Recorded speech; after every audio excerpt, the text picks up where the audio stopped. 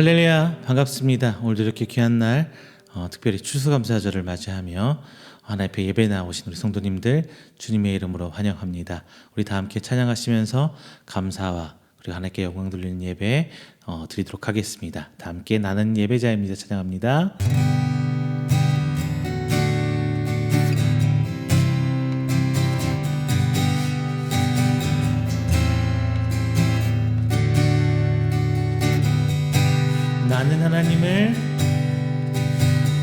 나는 하나님을 예배하니 예배자입니다.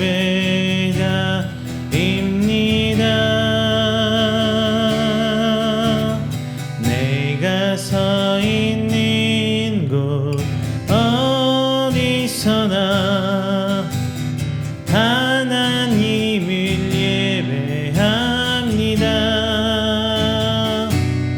내 영혼 거룩한 은혜를 향하여 내 마음 완전한 하나님 향하여 이곳에서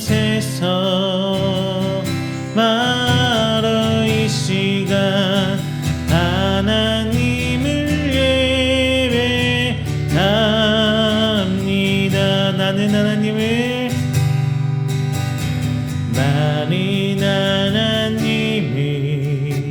예배하니 예배자입니다.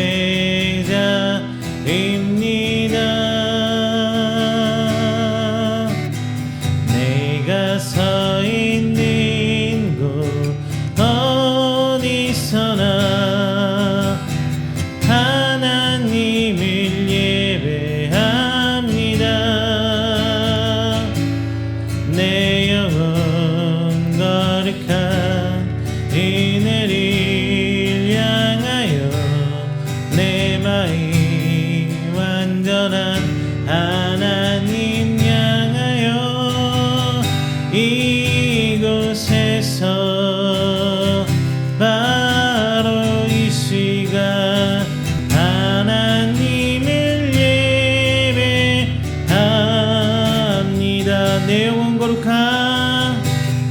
내 영혼 거룩한 은혜를 향하여 내 마음 완전한 하나님 향하여 이곳에서 바로 이 시간 하나님을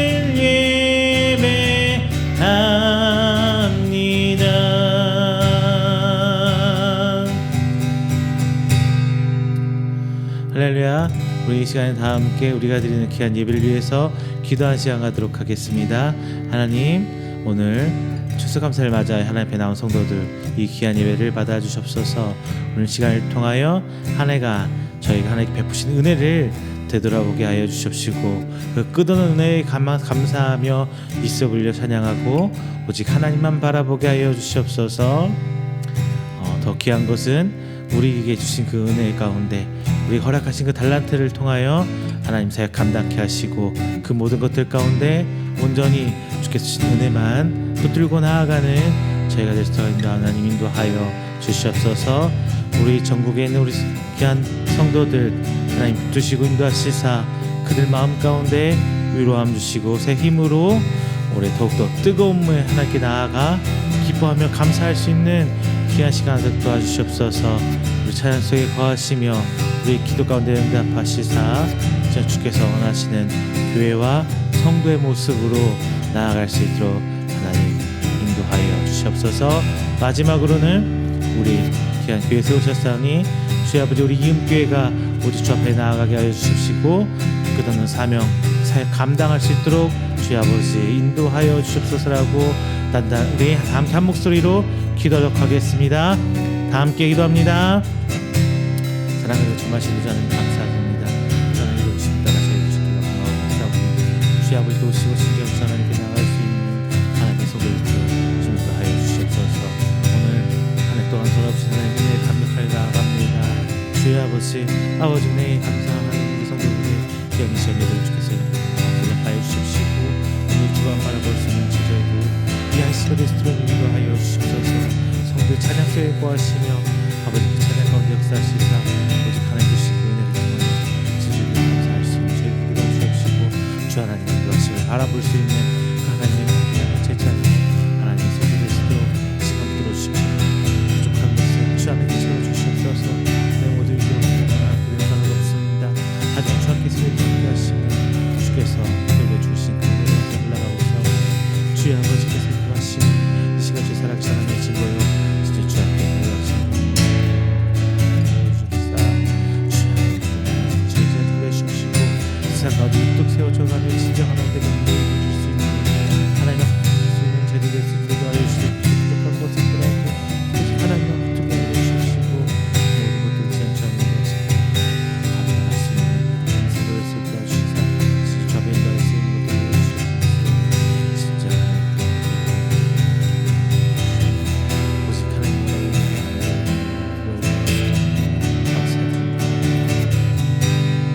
하나님께서 주님의 주 앞에 주시고 아직 그렇지만 주 하나님께서 저희 성을 따뜻하게 사용하십니다.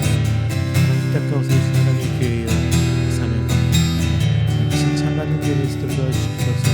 진짜 주 앞에 나타나는 주께서 하나님 도와주시옵시고 갈 길 몰라 인도하는 때마다 하나님께서 인도하여 주시사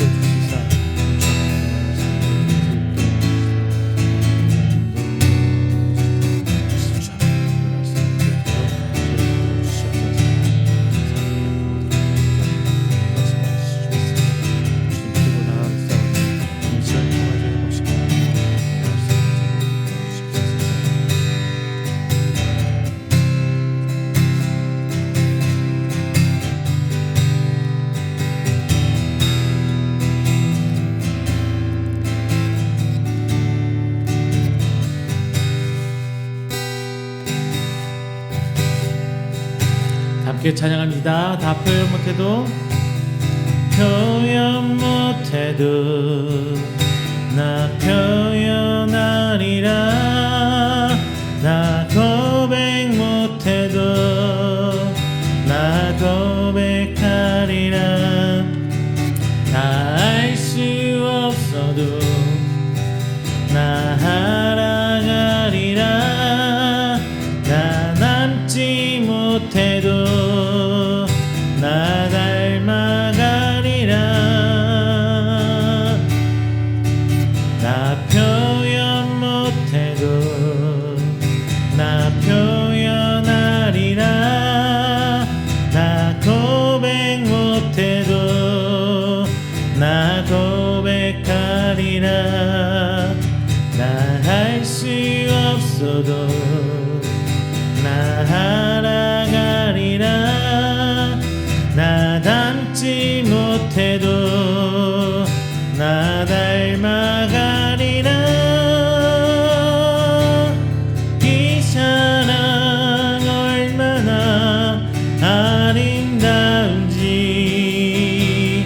이 사랑 얼마나 날 부욕해 하는지, 이 사랑 얼마나 기고 놀라운지, 이 사랑 얼마나 나를 감격하게 하는지. 다시 한번요. 나 표현 못해도 나 표현 못해도 나 표현하리라. 나 고백 못해도 나 고백하리라.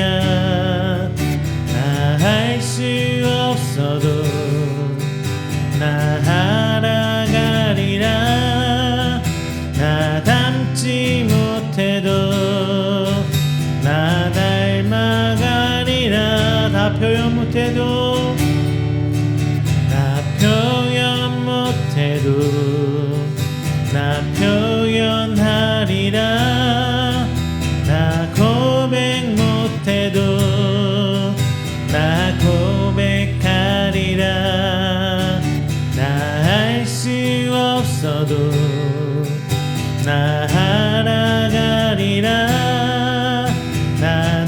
닮지 못해도 나 닮아가리라. 이 사랑 얼마나 아름다운지, 이 사랑 얼마나 날 부욕해 하는지, 이 사랑 얼마나 기고 놀라운지, 얼마나 나를 감격하게 하는지. 십자가 이 사랑 멀리 떠나서 무너진 나의 삶 속에 잊혀진 주 은혜, 돌 같은 내 마음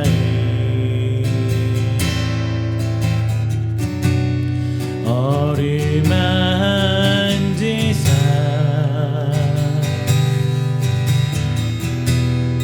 다시 일으켜 세우시 주만 사랑합니다.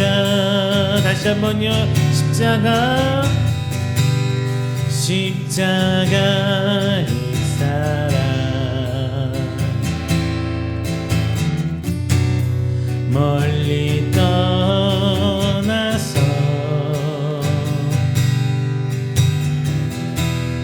무너진 나의 삶 속에 잊혀진 주 은혜, 돌 같은 내 마음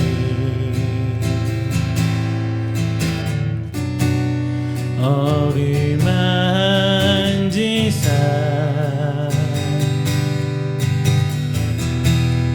다시 일으켜 세우시 주만 사랑합니다.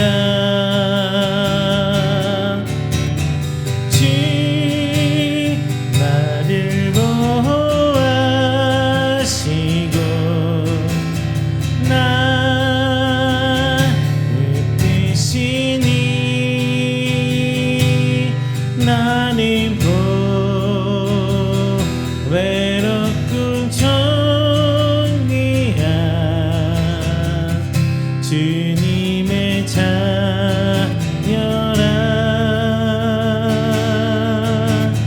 주 너를 보호하시고 너의 뜻이니 너는 외롭고 존귀한 주의 자녀라. 지나간 일들을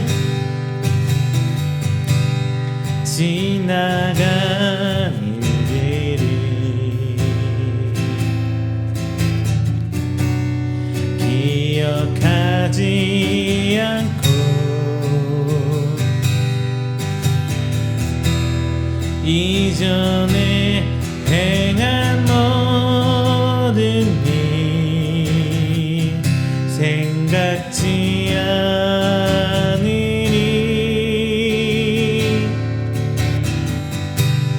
사막의 강물과 길을 내시는 주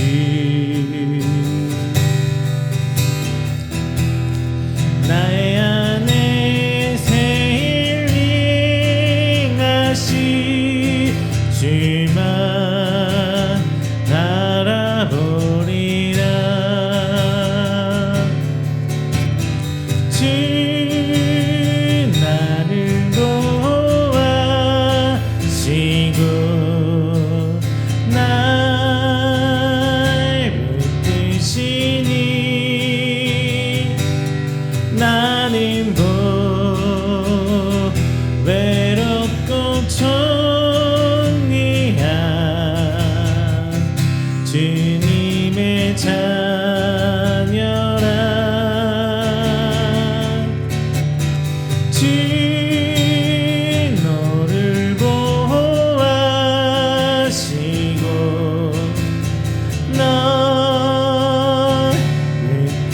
계시니 너님 보 외롭고 종이야 주의 자녀라.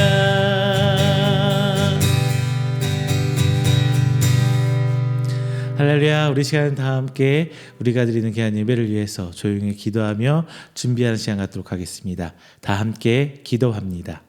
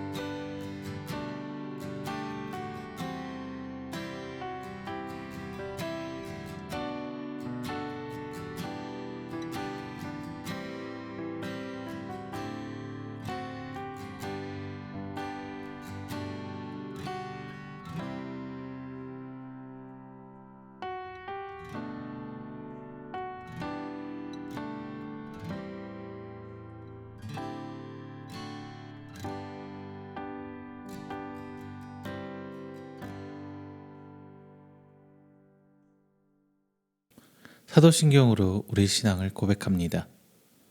전능하사 천지를 만드신 하나님 아버지를 내가 믿사오며 그 외아들 우리 주 예수 그리스도를 믿사오니 이는 성령으로 잉태하사 동정녀 마리아에게 나시고 본디오 빌라도에게 고난을 받으사 십자가에 못 박혀 죽으시고 장사한 지 사흘 만에 죽은 자 가운데서 다시 살아나시며 하늘에 오르사 전능하신 하나님 우편에 앉아 계시다가 저리로서 산 자와 죽은 자를 심판하러 오시리라. 성령을 믿사오며 거룩한 공회와 성도가 서로 교통하는 것과 죄를 사하여 주시는 것과 몸이 다시 사는 것과 영원히 사는 것을 믿사옵나이다. 아멘. 다 함께 교동문 105번 감사절 1번 함께 교독하겠습니다. 교동문 105번 감사절 1번입니다.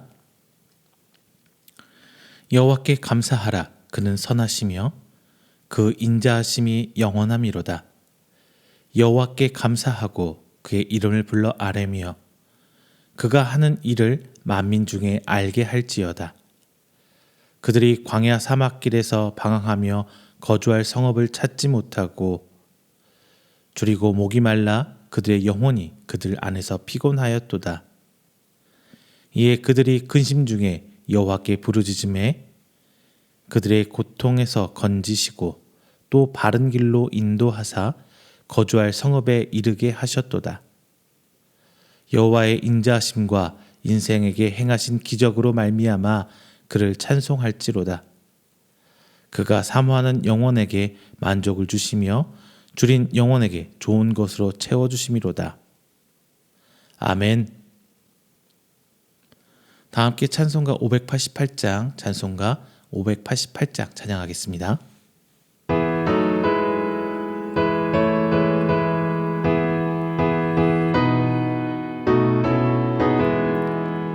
공중 나는 새를 보라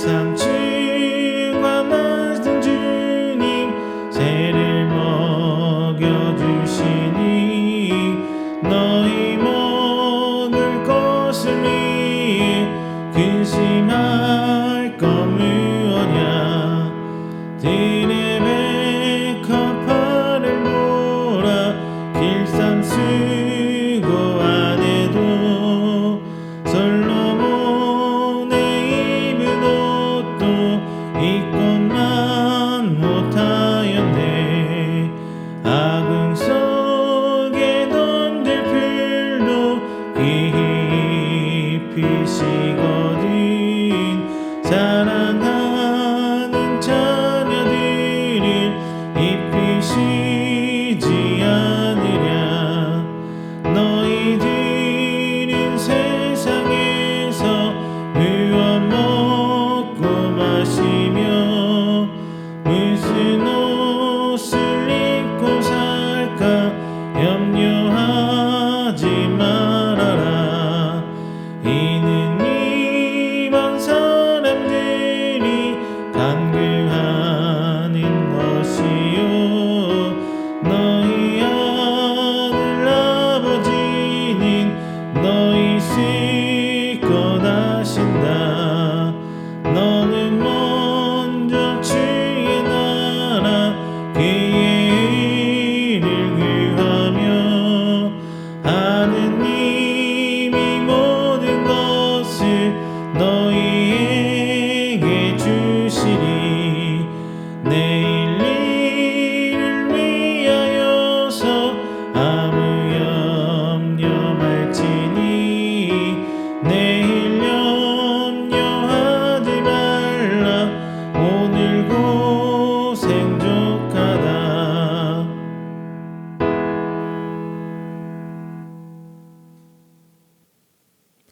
이 시간에는 우리가 드리는 예배를 위해서 제가 회중을 대표해서 기도하도록 하겠습니다. 다 함께 기도합니다. 사랑의 하나님 감사합니다. 오늘 또 하나님께 택함 받은 부름받아 이 자리에 나온 귀한 성도들 하나님께 나와 예배드립니다. 이 시간 저희들의 찬송과 이 시간 하나님께 드려진 기도를 통하여 하나님 영광 받아주시고 진정 주께서 원하시는 그 모습 그대로 되어갈 수 있도록 주께서 인도하여 주시옵소서. 더 오늘 시간 통하여 하나님과 온전히 교제하길 소망합니다. 저희들 선포되는 말씀 가운데 인도하여 주시고 역사해 주시사 오직 하나님께 택함 받은 우리 귀한 성도로서 이 땅 가운데 그 모든 책임을 다하며 하나님의 축복의 통로로서 그 모든 사역 감당할 수 있는 우리 귀한 성도 되도록 주님 아버지 인도하여 주시옵소서. 오늘 특별히 추수감사절 맞이하며 나왔습니다. 하나님 지난 한 주간 저희 삶 돌아보시고 그것을 넘어서 올 한 해도 시종일관 하나님의 관심 아래 저희들 돌봐주심 감사드립니다. 비록 그 과정이 저희들 볼 때에 힘들고 어려울 때도 있었습니다. 하지만 그 순간순간마저도 하나님께 저희를 붙으시고 하나님 자녀로 이끌어 주심에 저희 삶 모든 걸 관장해 주심 이 시간 감사드립니다.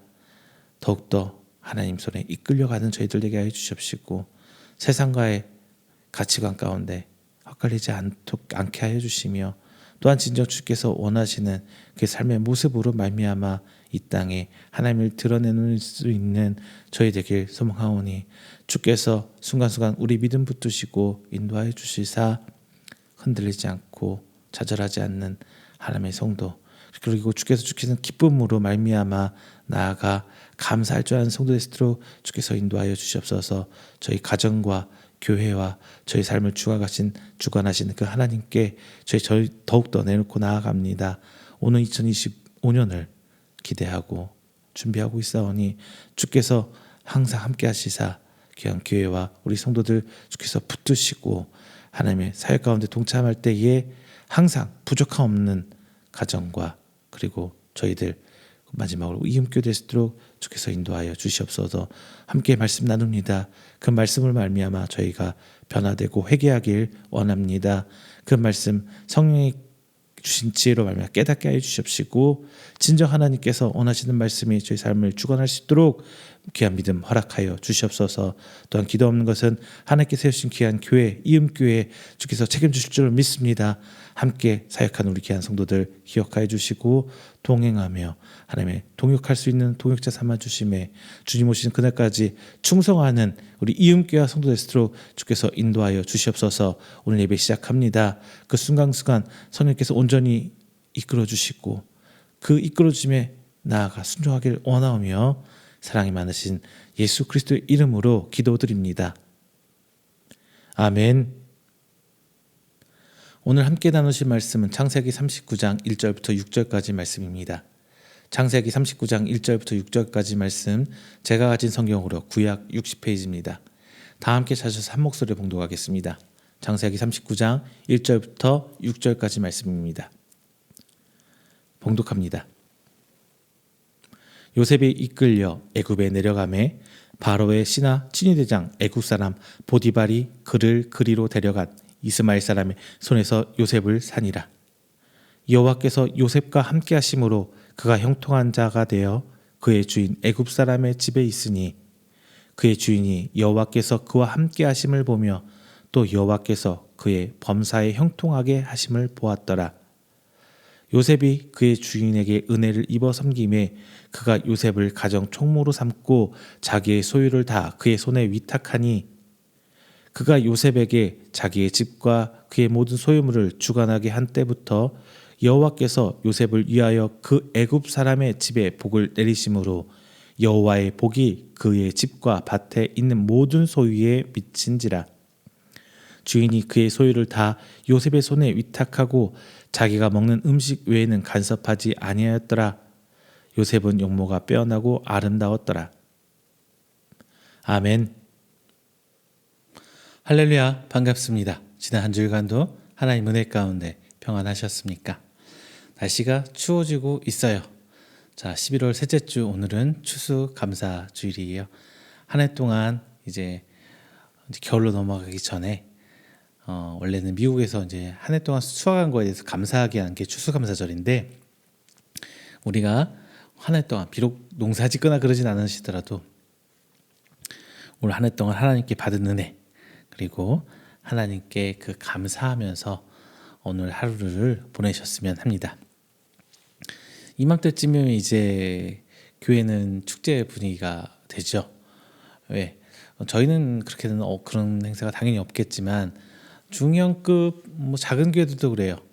이제 추수감사주일이면은 가족 찬양제다 뭐다 행사가 많아지죠. 그러면서 준비하는 시간 많아지면서 이제 교회 안에서 시끌시끌해져요. 연습하는 시간도 많아지고 성도 간에 교제하는 시간이 당연히 많아지게 되죠. 그리고 추수감사절 끝나면 이제 뭐가 오죠? 한 달 남은 이제 성탄절이 다가오게 돼요. 그러면 또 주일학교서부터 이제 바지런히 또 준비하게 됩니다. 이맘때가 가장 교회에서 번잡할 때지 않을까 싶어요. 여러 가지 행사들로. 또 하나 이제 크리스마스 딱 끝나고 나면 바로 그죠, 이어서 이제 송구영신 예배가 시작되고 신년 감사 예배 또 시작이 되죠. 교회가 굉장히 활기차게 막 돌아가는 시점이에요.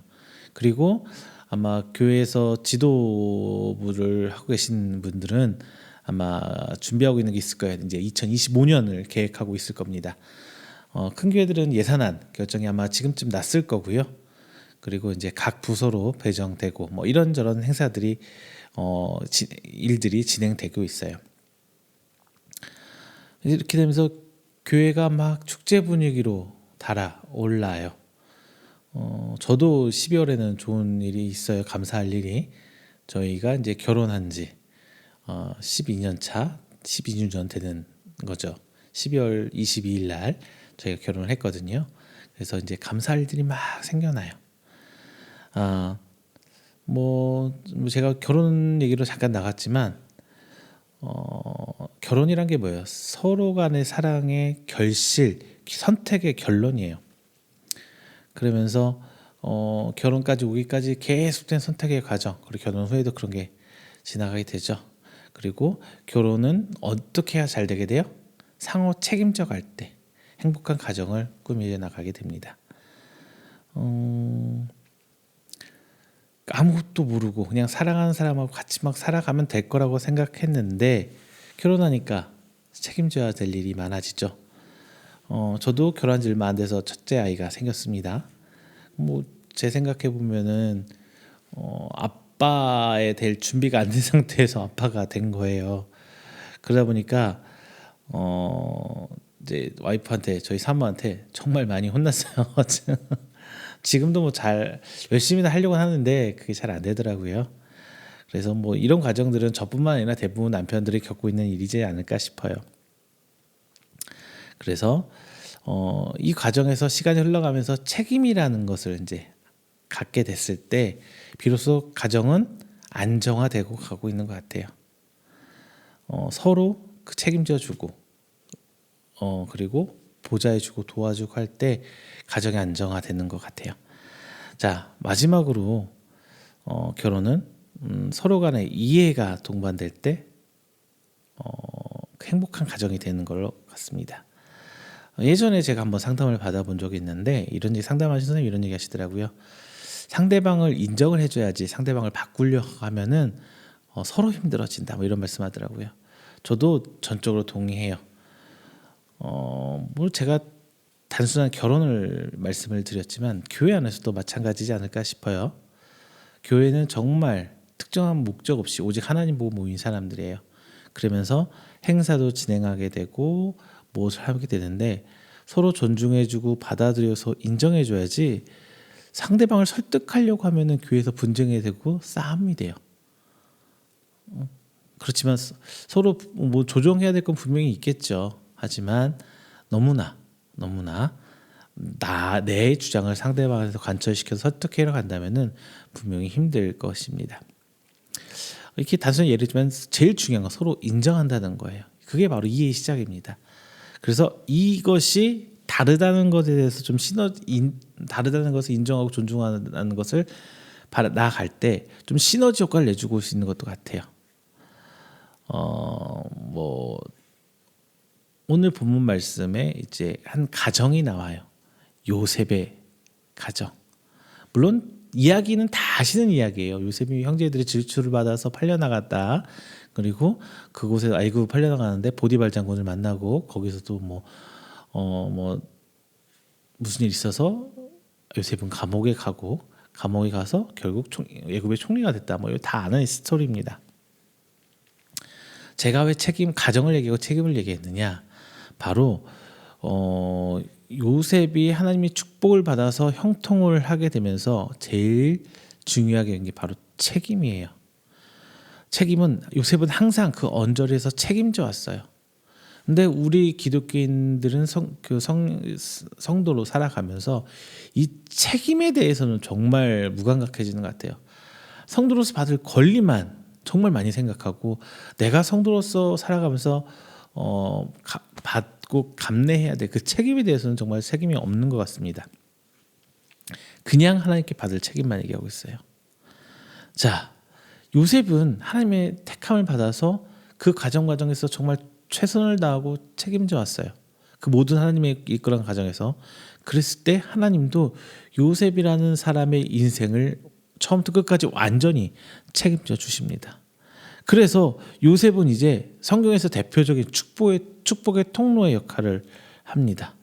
그래서 보디발의 가정에서도 그리고 애굽의 총리가 되어서도 그리고 자신의 가족을 넘어서서 그 하나님께 받은 축복을 막 전하는 사람이 돼요.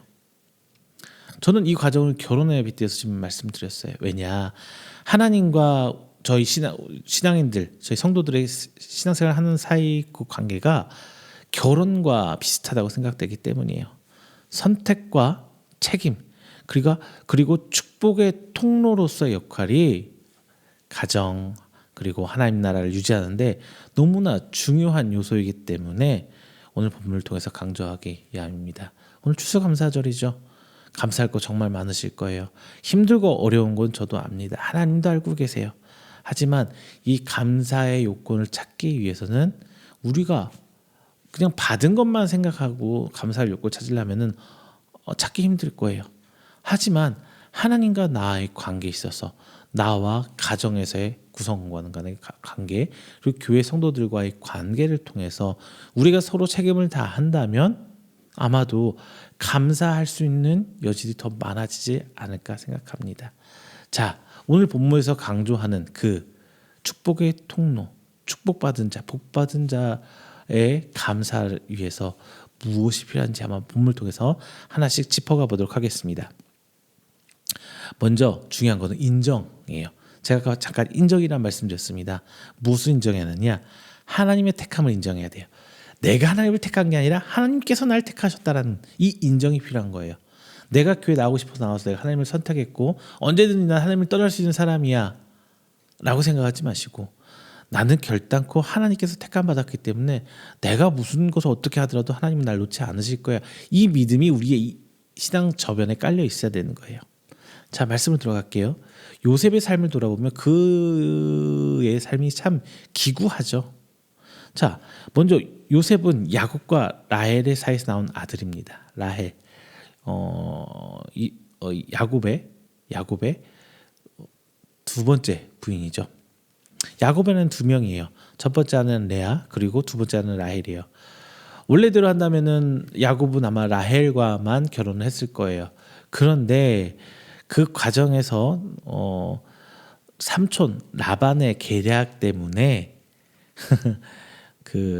자기가 사랑했던 라헬의 언니 레아와도 결혼합니다. 그리고 다시 어떻게든 이래저래 해서 다시금 라헬도 결혼을 하게 되죠. 그래서 언니가 첫째 부인, 여동생이 이제 두 번째 부인이 되겠는데, 요즘 세상에서는 뭐 상상도 할 수 없는 성경에서 참 많이 일어나요.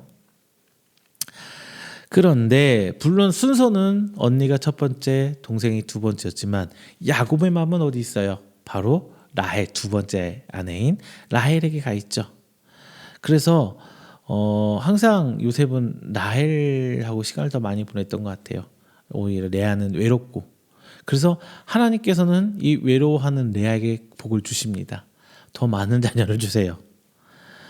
그래서 레아에게 10아들, 그리고 라헬에게 2아들을 주셨는데, 먼저 요셉이 나오고요. 막내 베냐민을 낳습니다. 하지만 라헬은 이제 베냐민을 낳다가 죽고 말죠. 그래서 어려서 어머니를 잃은 야곱, 그러다 보니까 어미 없는 아들이라고 아빠가 더 사랑하고 아꼈나 봐요. 그래서 야곱이 좀 요셉을 향해 좀 애틋한 감정을 가지고 더 많은 사랑을 받아요.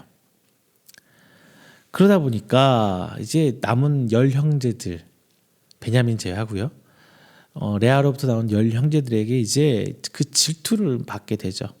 결국 형들의 질투로 인해서 그는 노예상인에게 팔려나갑니다. 애굽으로 팔려나가요. 여기서부터 이제 이 이야기에서부터 요셉의 인생은 마구 꼬이기 시작해요. 다만 요셉이 하나님께 받은 달란트라고 해야 될까요? 어떤 은사가 있다면 꿈이었어요. 꿈. 그래서 우리 꿈쟁이 요셉 뭐 이런 말씀 많이 들어보셨죠? 그 꿈을 통해서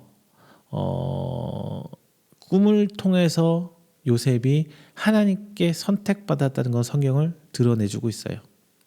성경은 꿈이라는 어떤 선택의 증거를 시작으로 이제 요셉의 이야기를 시작합니다.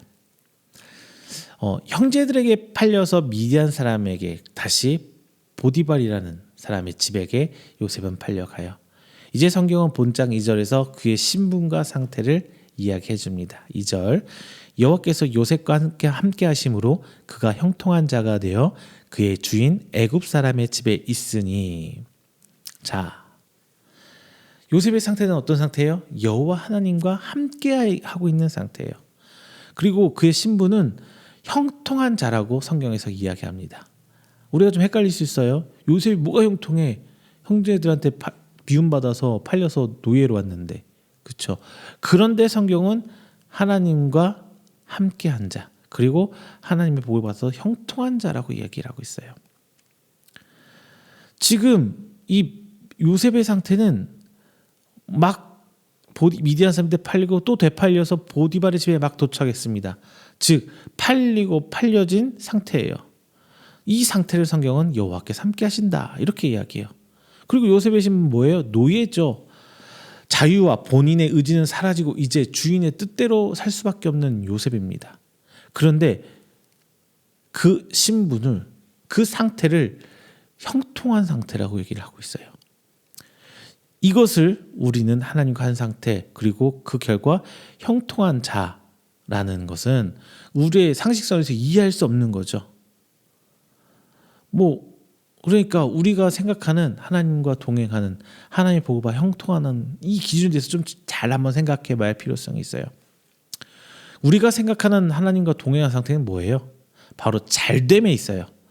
내가 직장생활도 잘하고 학교도 성적도 잘 되고 좋은 사람 만나서 결혼하고 잘 된다는 거, 돈도 잘 벌고 지위도 올라가고 잘 되는 거 있어요. 하지만 성경 곳곳에 나타나고 있는 하나님과 동행은 이런 상태를 이야기하고 있지 않습니다. 대부분 하나님과 동행하고 있다는 사람들은 역경을 겪고 있어요. 어려움을 겪고 있어요. 물론 잘 되는 그 상태에 있는 사람도 있어요. 그로 뭘 말하고 있냐? 우리 인간적인 기준으로 잘 되냐 안 되냐, 이것이 하나님과의 동행의 기준이 아니라는 거예요.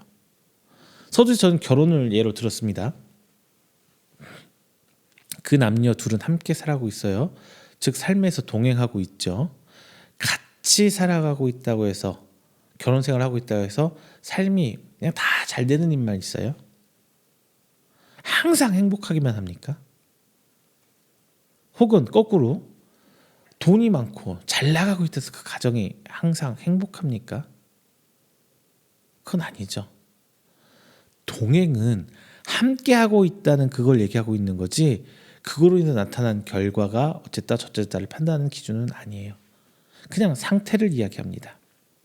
또 좀 한쪽이 좀 미진하고 부족하다고 두 사람이 동행하는 게 아닙니까? 다른 한쪽이 좀 힘들어하고 있고 어려워하고 있는 사람들 보폭을 맞춰서 좀 천천히 가준다면, 그리고 이 사람은 걷지 못한 사람 업고 가고 있다면 그건 동행이 맞잖아요. 하나님과의 우리와의 관계가 이거예요. 나와 하나님은 지금 동행하고 있어요. 여러분과 하나님, 저와 하나님은 지금 하나님과 동행하고 있는 거예요. 이게 잘 되냐 안 되냐의 기준이 아니라는 거죠. 힘든 상태라고 해서 동행하고 있지 않는 상태가 아닙니다. 힘들건 행복하던 간에 그냥 하나님 믿고 하나님 말씀대로 산다는 그 자체가 하나님과의 동행이에요.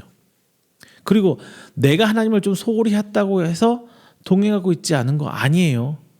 하나님의 의지로 여전히 우리는 하나님과 함께하고 있는 거예요. 내가 좀 시험에 들어서, 우리말로 그냥 속된 말로 신앙생활에 시험에 들어서 역경 가운데 너무 어렵고 힘들어서 삶이 너무 팍팍하고 답답하다 보니까 좀 교회 생활이라고 하는 게 정확할 거예요. 신앙생활이 아니라 교회 생활이 더 정확할 거예요. 교회를 좀 쉬고 있고 예배도 잘 안 나가고 있어요. 그렇다고 해서 하나님께서 우리를 포기하나요? 그렇다고 해서 하나님 우리를 마냥 책망만 하실까요? 아닙니다. 나는 비록 하나님 놓을지언정 하나님은 결단코 그러지 않으세요. 하나님은 이 동행을 끝내실 생각이 없으세요. 왜? 하나님 사랑하신다고 하잖아요. 그리고 만약 끝낸다면은 내 의지로 끝나는 게 아니라 하나님께서 끝내는 거예요. 내가 끝내는 게 아니에요. 거꾸로 지금 끝을 얘기했어요. 시작을 얘기한다는 거 볼게요. 반대로 동행의 시작 역시 오직 하나님의 선택으로만 시작을 합니다. 성경에서 요셉의 이야기를 시작할 때 어떤 부분에서도 요셉의 신앙적인 측면에서 이야기하고 있지 않아요. 아브람도 마찬가지고 성경에서 말하는 다윗도 마찬가지고 신앙 상태로 인해서 그를 택했다라고 얘기하고 있진 않아요. 그냥 일방적인 하나님의 선택이고 하나님의 관심입니다. 요셉과 그 형제들이 원하던 원하지 않던 그 12 형제의 삶은 하나님 시선 안에 있었어요. 그리고 요셉이 미디안 사람의 손을 거쳐 보디발의 집에 도착해서도 여전히 하나님의 시선은 그들에게 가 있습니다. 여전히 하나님의 눈은 요셉을 바라보고 있었던 거예요. 하나님과 함께 하신다는 것은 오직 하나님의 선택으로만 이루어질 수 있습니다. 내가 아무리 내가 좋아하는 여인한테 관심을 갖고 싶다 할지라도 그 여자가 날 바라보지 않고 그 이성이 나에게 관심을 두지 않는다면 같이 걸어가는 거 아무 의미가 없잖아요. 그건 동행이 아니죠. 마찬가지로 우리가 아무리 하나님을 관심을 받고 동행하고 싶더라도 하나님이 선택이 없다면 아무 부질없는 거예요. 자, 여러분, 이제 우리는 하나님의 선택을 인정해야 합니다. 내가 싫던 좋던 하나님께서 날 선택하셨어요. 그리고 그 하나님께서는 날 향해 관심을 갖고 계시고 내 삶을 바라보고 있습니다. 이 인정이 바로 우리의 믿음의 시작입니다. 그리고 내가 하나님 앞에 받을 축복을 보기 전에 이 점이 인지가 돼야 내가 이제 하나님의 손길을 바라보게 돼요. 내가 이루는 것들이 중요한 게 아니라 하나님께서 하신 일들을 바라보는 게 됩니다. 이 선택을 인정하는 것이 이제 형통한 자를 만듭니다. 자, 두 번째, 형통한 자는요, 하나님께서 택하셨다는 것에 대해서 책임을 져야 돼요. 우리는 앞서 말씀하신 것처럼 하나님께 선택받은 사람이에요. 그리고 이 선택은 하나님의 시선을 통해서 우리가 하나님의 큰 그 사역 안에 들어가게 되었던 거죠. 자, 1절 2절 말씀입니다. 요셉이 이끌려 애굽에 내려가매 바로의 신하 친위대장 애굽 사람 보디발이 그를 그리로 데려간 이스마엘 사람의 손에서 요셉을 산이라. 여호와께서 요셉과 함께 하심으로 그가 형통한 자가 되어 그의 주인 애굽 사람의 집에 있으니. 이게 1, 2절 말씀이에요. 여기서 요셉은 그가 받은 하나님의 선택을 그대로 살아가고 있는 모습을 보여주고 있어요. 삶의 수능에서 나아가는 거예요. 그것을 이겨내고 도망가려고 하고 막 이런 게 아니라 하나님의 선택을 그대로 받고 살아가는 모습을 성경에서 보여줘요. 순종하고 있는 거죠. 요셉은 자신이 하나님께 선택받았다는 그 선택받음의 사실, 그 환경을 그냥 진심으로 받아들이고 신실하게 살아가고 있습니다. 이제 그 요셉의 신실하게 살아가는 과정에서 하나님은 그 요셉 때문에 보디발의 집에 축복을 해주세요. 요셉은 보디발의 집으로 팔려간 거죠. 보통 사람이라면 이제 자포자기하고 살았을 거예요. 어려운 사람이 겪고 어려운 상황 속에서 어떻게든 해보려고 하는 게 아니라 나 이제 끝났어. 어려운 일을 겪을 때 정말 많은 사람들이 포기하고 가버려요. 그런데 말이죠. 요셉은 거기서도 굉장히 의욕적으로 살아가요. 성실히 살아갔습니다. 여호와와 함께하는 요셉, 그리고 요셉을 통해 여호와라는 신이 범사에 그의 가정을 형통하게 하는 것을 본 보디발은 이제 요셉을 통해 하나님을 보게 됐어요. 보디발이 원래 하나님 알던 사람이었을까요? 아니죠. 아니었을 거예요. 그런데 그가 하나님을 보게 된 이유는 요셉 때문이에요. 그가 열심히 살고 그 성실히 사는 과정에서 하나님 살아계심을 그는 본 거예요. 저 노예 자식이 어려서 팔려왔는데 똘똘할 것 같아서 내가 데리고 왔지만 되게 열심히 사네. 인정하게 되는 거예요. 그리고 그 과정에서 하나님을 보게 되는 거죠. 이것을 통해 우리는 의욕적으로 성실히 살아가는 요셉을 생각할 수 있습니다. 요셉은 주인 보디발에게 잘 보이려고 인정받으려고 성실히 산 게 아니에요. 그냥 그의 성품이에요. 그리고 어떤 상황에서 최선을 다하려는 그 요셉의 성품을 하나님께서 보신 거예요. 그 과정에서 하나님이 드러나는 거고요. 게다가 하나님께서도 요셉을 이미 축복하셨기 때문에 그의 노력에 대한 효과는 대단하게 드러나죠. 요셉의 처한 상황은 바뀌었지만 하나님과 요셉의 관계는 바뀌지 않았던 거예요. 이전에는 야곱 아버지 밑에서 아버지의 사랑을 독차지하고 편애를 받아가면서 하나님의 축복을 받아왔다면 이제는 상황이 바뀌었죠. 노예의 상황으로 이리저리 팔려서 자기 집으로 돌아갈지도 모르는, 그 어린 요셉이 자기 집을 어떻게, 만약에 신분이 풀린다 할지라도 노예가 아니라 일반인이라도 풀린다 할지라도 집을, 그 먼 길을 어떻게 혼자 찾아가겠어요. 가진 거 아무것도 없는데. 그럼에도 불구하고 요셉은 환경이 바뀌었음에도, 어려운 환경을 바뀌었음에도 불구하고 여전히 하나님과 관계를 유지해 나갑니다. 그래서 요셉은 보디발의 총애를 더 받게 되는 거예요. 하나님의 선택에 책임져야 한다는 건 무슨 말일까요? 성경은 바로 이런 상황을 말하는 거예요. 상황이 바뀌었다고 해서 내가 어떻게 해야 한다는 건 아니에요. 이런 상황이나 저런 상황이나 나란 사람의 본질은 바뀌지 않아요. 그것을 끝까지 유지하시라는 거예요. 내가 이렇게 살아왔다면 잘못된 거 고치라고. 잘못된 걸 굳이 하는 거 아니에요. 좋은 긍정적인 것들, 내가 가진 능력들을 유감없이 발휘하고 어디서든 살아가야 된다는 거죠.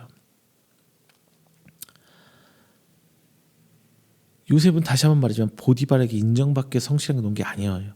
그냥 자신의 상황이 변했다고 자신의 본질이 같이 변한 것이 아니라 그냥 자기가 가진 본성대로 열심히 그 상황에서 열심히 한 거예요. 자신의 성향대로 성품대로 성실히 그 일을 했대 하나님은 그의 중심을 보신 겁니다. 우리도 마찬가지예요. 우리가 완전 무결한 사람이냐? 아니죠. 성경에서 말하는 모든 것을 다 할 수 있느냐? 우리가 어떻게 그걸 다 해요?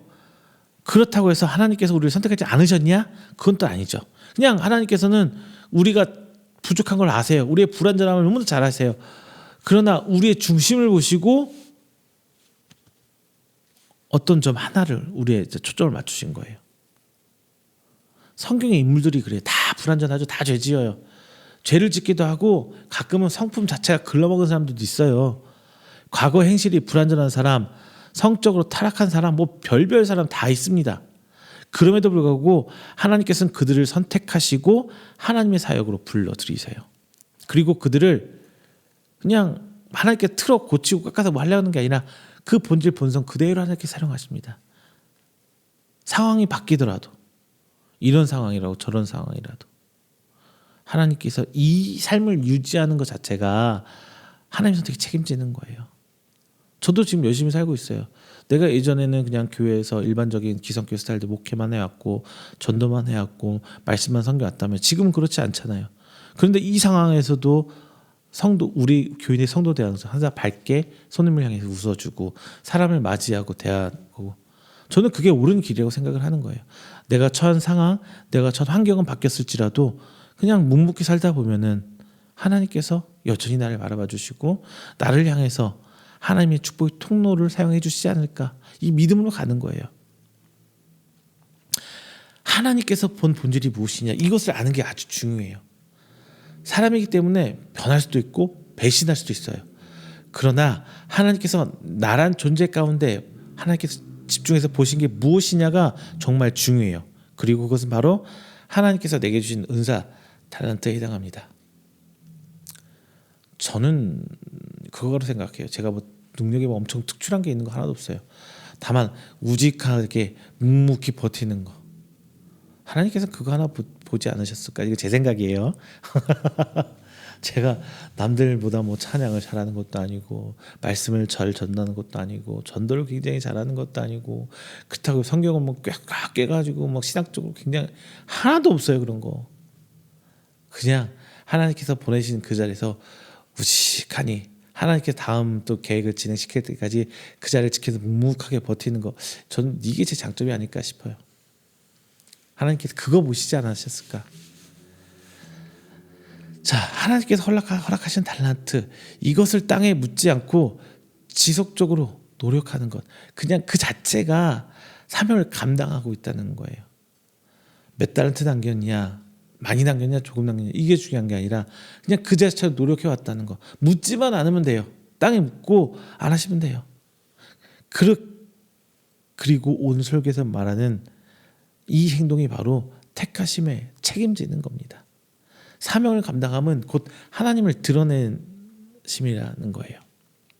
어디 가서도 목사로서 본질을 잃지 않고 어디 가서도 하나님의 믿는 자로서 그것을 보일 수 있다면, 아, 저분 참 좋은 사람이야. 아, 저분 참 웃음소리 여유 있고 좋았네. 아, 목소리 자체가 신뢰가요. 저 이런 소리 참 많이 들어요. 그런 것 자체가, 이게 지금은 그렇지만 시간이 가면서 그들에게 또 다른 하나님의 모습을 보여줄 수 있지 않을까, 저는 이렇게 생각이 나갑니다. 오늘 본문에서 요셉은 3절, 그 주인이 여호와께서 그와 함께 하심을 보며 또 여호와께서 그의 범사에 형통하게 하심을 보았더라 라고 말씀하시면서 하나님을 보디발한테 드러냈다는 그 성경에 기록해주고 있어요. 보디발은 급기야 이제 모든 걸 다 요셉에게 맡겨버립니다. 성경은 보디발이 얼마나 요셉을 신임했는지 보여주고 있어요. 6절에서 보여주고 있죠. 주인이 그의 소유를 다 요셉의 손에 위탁하고 자기가 먹는 음식에는 간섭하지 아니하였더라 라고 기록하고 있어요. 무엇이 요셉을 이렇게 신임할 수 있는 사람을 만들었을까요? 요셉은, 저자는 성경에서는 이 점에 대해서 확실하게 가르쳐주고 있어요. 요셉이 애굽에 도착하는 순간부터 하나님께서 그와 함께 하시면서 그가 하는 모든 일에 축복해 주셨기 때문입니다. 하나님의 이름 여호와가 요셉 이야기에서는 유일하게 이 39장에서만 사용돼요. 본장에서만 7차례가 등장합니다. 그 중에 여호와께서 요셉과 함께 하셨다라는 문장만 2절, 3절, 21절, 23절 4번이나 사용되고 있어요. 하나님은 때와 장소를 초월해가면서 우리와 함께하는 분이세요. 비록 요셉이 타국에 홀로 서 있긴 하지만 절대로 혼자 있지 않았어요. 요셉이 보통 사람 같았으면 좌절하고 절망할 수밖에 없는 일들을 계속 당하면서 끝까지 포기하지 않고 일어설 수 있었던 것은 자신이 요셉 스스로 하나님과 함께하고 있다는 것을 의식하고 있었기 때문이에요. 믿었기 때문이에요. 고로 하나님의 선택과 동행 그리고 책임과 형통은 뗄래야 뗄 수 없는 관계입니다. 그런데 요셉의 이야기를 이렇게 듣다 보니까 떠오르는 질문이 하나 있어요. 하나님께서 이처럼 철저하게 요셉과 함께 하시면서 그가 하는 모든 일을 축복해 주셨는데 정작 그의 억울함을 헤아리고 그에게 자유는 주시지 않으셨을까 이거예요. 사실 요셉에게 가장 필요하고 그가 가장 소망했던 것은 자유가 아닐까 싶어요. 근데 하나님의 대답은 의외로 간단합니다. 아직 요셉의 때가 이르지 않았기 때문이에요. 하나님께서 정하신 때가 이르면 요셉은 세상에서 가장 존귀하고 위대한 자로 세상에 드러납니다. 그때까지 요셉은 하나님을 믿고 기다려야겠죠. 비록 때가 이르지 않아서 하나님께서 요셉을 자유롭게 해주진 않으셨지만 요셉과 함께하고 계신 그 하나님을 입증할 만한 증거는 많이 보내주셨어요. 이처럼 우리에게도 하나님께서는 함께하고 계심을 많이 보여주십니다. 이 증거가 바로 그 하나님의 축복의 통로가 되는 것이에요. 세 번째 여기에 하나님의 축복의 통로가 되는 것. 자, 본장을 중심으로 하면서 참 고민 많이 했어요. 단순히 요셉의 여정을 그린 장면으로 보기가 쉽습니다. 잠깐 훅 지나가는 장면을 보기 쉬워요. 요셉이 보디발의 집으로 팔려갔는데 하나님께서 그와 함께 하셔서 형통하겠다라는 단순한 그냥 텍스트 그 문구로 넘어가기 쉽다는 얘기예요. 하지만 여기에서 앞서 아브라함에게 하셨던 언약이 이루어지고 있음을 우리는 확인할 수가 있습니다.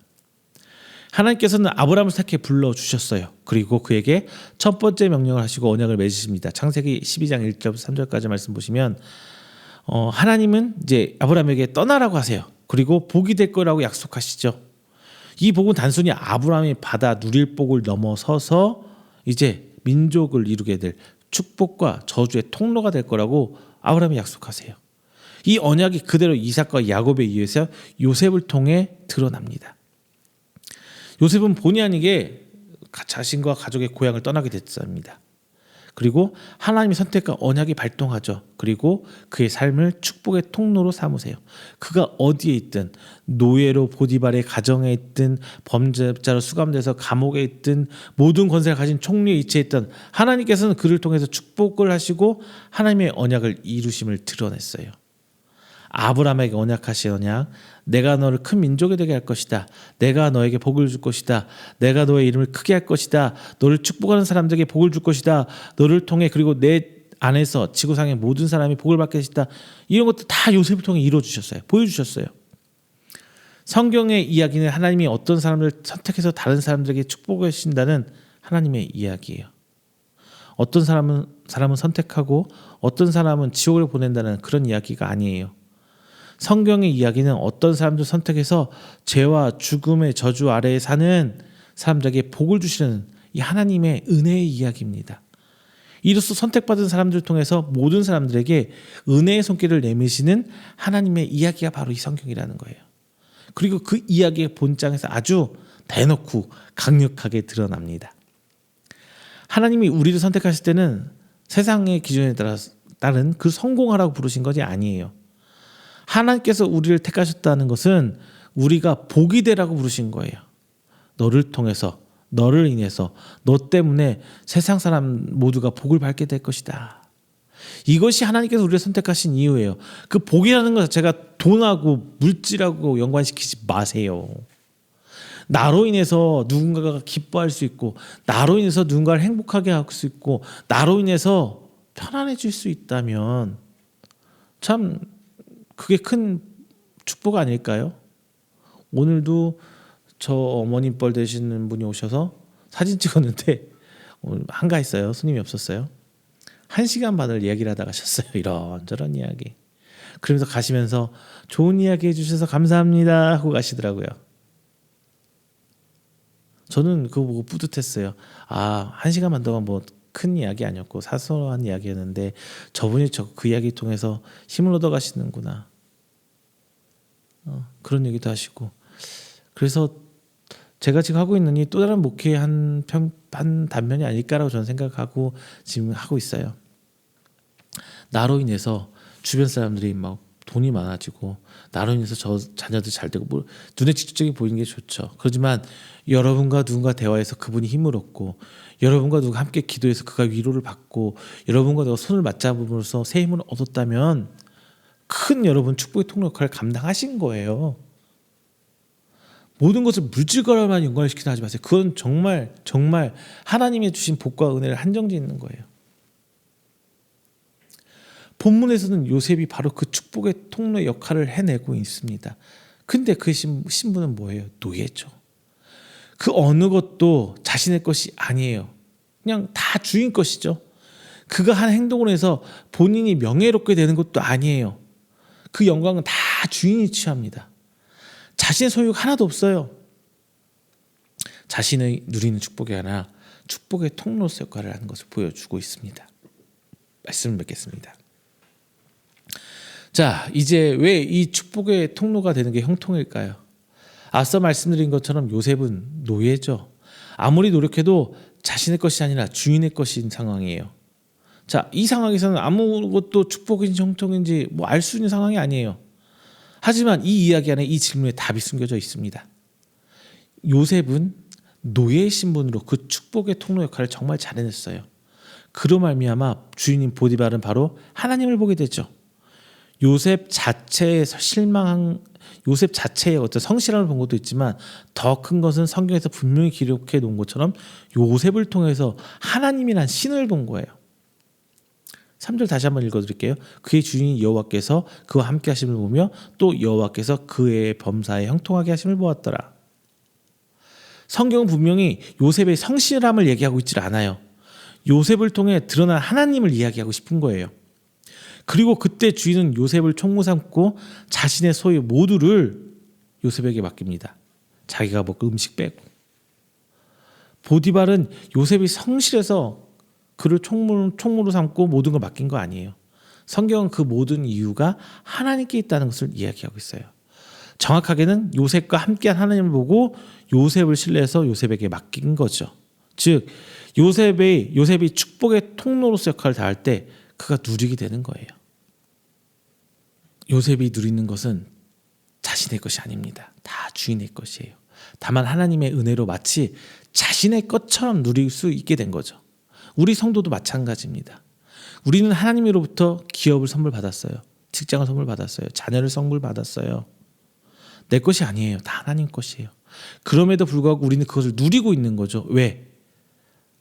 나로 말미암아 하나님을 드러내는 그 축복의 통로의 역할을 감당하라고, 그리고 잘 감당하고 있기 때문에 우리는 누리고 있는 거예요. 단순히 맡겨진 것이 아니라 주인으로부터, 하나님으로부터 인정받을 때 비로소 이게 누리게 되는 거잖아요. 이것이 요셉이 감옥에 가서도, 그리고 총리가 돼서도 마찬가지입니다. 감옥에서도 간수장은 요셉의 손에 모든 것을 맡겼죠. 그러나 그것은 결코 요셉의 것이 아니잖아요. 총리가 돼서도 왕은 요셉에게 다 맡깁니다. 그런데 그것들이 다 요셉의 것이 아니라 누구 거? 왕의 것이에요. 자, 성도 여러분, 그냥 어떤 이야기의 한 부분처럼 보이는 본장이지만 이 안에서 하나님의 진리가 있습니다. 발견하셨나요? 하나님께로부터 받은 선택, 이 선택을 인정할 때 비로소 우리는 하나님의 사역 안에 들어와서 하나님과 동행하게 되는 거예요. 그리고 그 선택에 대한 책임을 다할 때 하나님의 형통이 우리를 통해 살아계신 하나님을 드러나게 합니다. 이 살아계신 하나님은 하나님이 선택하신 나, 그리고 하나님 선택에 대한 책임을 다하는 내가 축복의 통로가 되어서 나뿐 아니라 주변 사람들이 같이 행복해지고 그 복을 누리게 되면서 다 전하고 함께 누리는 게 중요한 거예요. 사랑하는 성도 여러분, 요셉의 이야기를 통해 하나님 이야기를 잘 들으셨나요? 이 하나님의 이야기가 이제 여러분의 심령에 뿌려지고 뿌리 내리고 자라나서 열매 맺어져서 축복의 통로로 하나님의 형통을 경험하게 되는 귀한 성도 되시기를 주님의 이름으로 축원드립니다. 기도하겠습니다. 사랑의 하나님 감사합니다. 귀한 함께 말씀 나눴습니다. 오늘 말씀을 통해서 우리는 먼저 내가 아니라 하나님께서 우리를 선택하심을 깨달았습니다. 하나님 이거 믿고 나아갈 때 우리가 전적으로 하나님께 그 선택에 대한 책임을 질 수 있는 자가 되게 해주시고 내 삶에서 충실히 그 역할을 감당할 때 주님 우리를 사용하셔서 우리를 통해 하나님을 드러내시고 그로 인해 많은 사람들이 그 형통함의 복을 함께 누리게 하여 주시옵소서. 그래서 내가 하나님께 받은 축복의 통로를 감당케 하여 주시옵소서. 다만 오늘 추수감사절을 맞이하며 하나님께 받은 그 수많은 은혜들을 오늘 헤아려 보길 원합니다. 그 작은 거 하나까지도 하나님께 감사하는 우리 되게 하여 주시옵시고 그 축복의 통로로서 누리는 삶이 비록 내 것은 아닐지언정 하나님의 은혜로 말미암아 누리고 있음을 감사하며 깨닫게 살게 하여 주시옵소서. 또한 준비하는 2025년 한 해도 하나님의 은혜로 말미암아 더욱더 소망하고 그 삶의 성실히 나아가는 우리 성도일수록 주님께서 인도하여 주시옵소서. 이 모든 말씀 사랑이 많으신 예수님의 이름으로 기도드립니다. 아멘. 다 함께 찬송가 570장 찬송가 570장 하시면서 준비하신 예물 봉헌하도록 하겠습니다. 찬송가 570장입니다.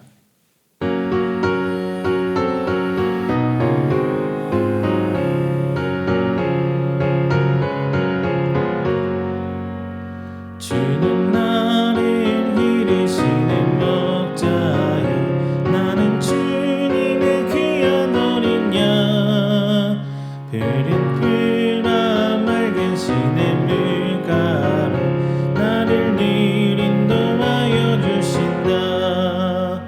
주는 나의 좋은 목자 나는 그의 어린 양 저를 따라 꿀을 먹여주시니 내게 부족함 전혀 없어라.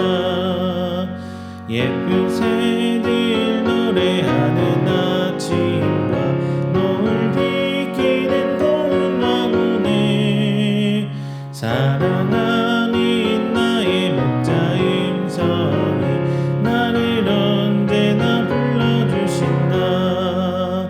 주는 나의 좋은 목자 나는 그의 어린 양 저를 따라 꿀을 먹여주시니 내게 부족함 전혀 없어라.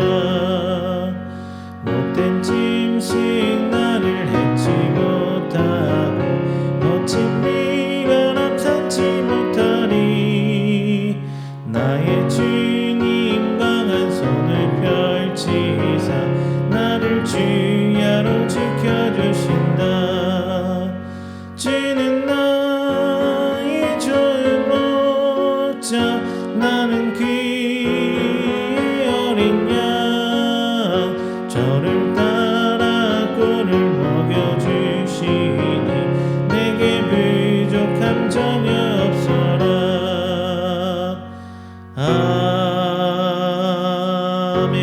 아멘. 이 시간에는 우리가 함께 드린 귀한 예물을 위해서 제가 축복 기도하겠습니다. 다 함께 기도합니다. 사랑하는 하나님 감사합니다. 귀한 날 하나님께 나아 예배드리오매 저희들 빈손지 않고 귀한 예물 드립니다. 들어진 손길 하나하나 주께서 기억하여 주시고 저희가 쓰고 남아드림이 아니요 하나님께 드리는 믿음의 고백이오니 주께서 귀 받아 주시사 주께서 일하고자 하는 곳 사역하자 하는 곳에 귀 쓰임받으시도록 주께서 인도하여 주시옵소서. 또한 귀한 예물 쓰이는 곳곳에 하나님의 은혜의 손길이 펼쳐지며 하나님의 축복의 손길이 덮여지며 30배 60배 100배의 결실로 맺어져 진정 살아계신 여호와 하나님을 바라보는 증거하는 드러내는 귀한 예물 되시도록 주께서 축복하여 주시옵소서. 오늘 특별히 하나님 앞에 추수감사절을 말해하며 귀한 예물 드립니다. 하나님 그 예물 기억하여 주시옵소서. 저희들이 하나님께 감사의 고백을 합니다. 하나님께서 저희 삶을 돌아보셨음을 고백합니다. 하나님께서 저희 삶을 책임져 주시고 간섭하여 주심을 고백합니다. 그에 따라 그 모든 것들, 하나님께서 이루신 그 모든 것들을 저희가 누려왔음을 고백합니다. 주님, 저희 삶에 더욱더 긴밀하게 간섭해 주시고 주장하여 주시사 진정 하나님께서 원하시는 삶의 모습이 저희 삶의 모습이 될 수 있도록 주께서 인도하여 주시옵소서. 비록 인간의 모습이 약하여져 그 모든 것을 드러내실 수는 없지만 하나님의 복된 손길이 저희 삶에 임함에 저희가 힘을 얻고 용기를 얻고 담대하게 나아가며 이 땅 가운데 여호와를 선포하는 자가 될 수 있도록 복음을 나팔을 부는 나팔수가 될 수 있도록 주께서 인도하여 주시옵소서. 귀한 것 주일 예물과 함께 11조의 예물 그리고 하나님께 성교 예물로 드립니다. 귀한 기관과 그 가정 주께서 돌봐보심에 살아계신 여호와 하나님이 그 가정과 함께 동행하심을 저희들이 바라보고 체험케 하시며 진정 주께서 건강까지 책임져 주시사 그의 삶이 주께서 부르시는 그날까지 온전히 충성봉사할 수 있도록 주께서 인도하여 주시옵소서. 특별히 기도하는 것은 저희 교회 함께하고 계시는 동역하고 계시는 분들 계십니다. 그들 하나님께서 바라보시고 더욱더 큰 믿음으로 교회를 섬기고 있사오니 진정 동역자로서 함께 기도할 수 있는 성도 되게 해주셔서 더욱더 앞으로 나아갈 때에 주께서 함께 하시며 주께서 원하시는 그 삶의 그런 성도의 모습이 될수록 교회의 모습이 될수록 주께서 인도하여 주시옵소서. 이 모든 말씀 살아계신 예수 그리스도의 이름으로 축복하며 기도드립니다. 아멘. 다 함께 찬송가 29장 찬양하신 후에 축도로 오늘 예배 마치도록 하겠습니다. 찬송가 29장입니다.